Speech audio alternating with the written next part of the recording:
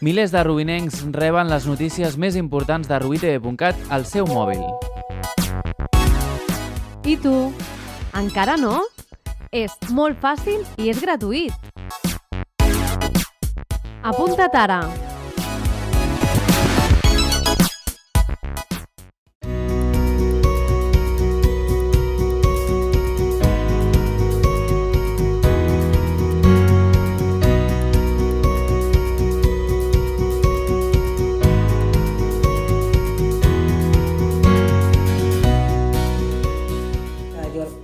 Fer-lo en el meu despatx perquè és com obrir la sala d'estar, el menjador de casa teva, no? Aquí és on poden venir. De fet, nosaltres, els síndics, les sindicatures, és un tema de fer un acompanyament, d'empoderar a la ciutadania. Jo crec que l'important és empoderar la ciutadania perquè sàpiga els seus drets i els seus deures. O sigui, en aquest despatx parlem de tot, jo faig una escolta activa, seria una de les coses que jo penso que m'agradaria que quan marxés la gent es quedés amb aquesta idea de que he sigut una síndica que he escoltat i que si no tenen raó també se lo dic. Jo em vaig jubilar i al cap d'un any em van fer la proposta. En principi em va costar, vaig estar dient que no volia, que era com un tema molt seriós, no? I al final vaig acceptar-lo, vaig estar parlant amb el senyor Quintas i me'n recordo que em va dir que aquesta proposta no es pot negar, no t'ho pots negar i que és el mateix que l'havien dit amb ell als cercavins, el primer síndic de Greuges que va veure a Rubí. I bueno, em vaig plantejar que sí i la proposta va passar per al ple i aquí estic.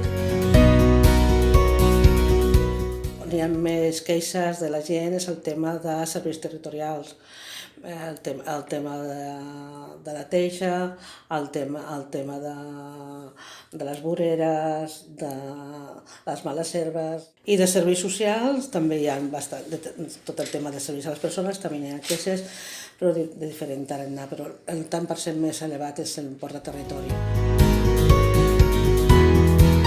Una de les coses que sempre treballo i parlo amb els grups municipals, amb els polítics, amb l'equip de govern sobretot, és la importància de donar resposta a les demandes dels ciutadans. Una de les queixes que m'arriba molt és que les respostes no hi ha resposta. No, hi ha que donar resposta a totes les demandes dels ciutadans, i en temps i en forma. En temps i en forma vol dir que el ciutadà, si hi ha una demanda que presenta que és molt complicada i que no pot donar-se una resposta en 1 o 2 mesos, explica-li en què estàs treballant en aquest tema. Fes-li partícip i ja la persona ja sap que trigarà més, però que sàpiga què és el que està passant. Això és important. Jo crec que és una de les deficiències de les administracions, no només de la nostra, de les administracions locals.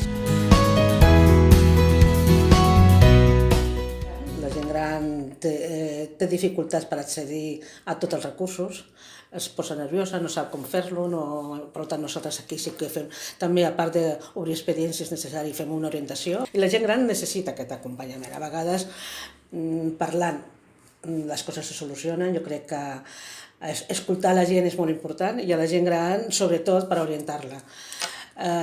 Col·lectius com el de disminuïts, que parlaves de mobilitat reduïda, he tingut demandes concretes de territori, de voreres adaptades, de semàfors, que ja és una de les coses que s'han solucionat, de tot aquest tema d'accessibilitat.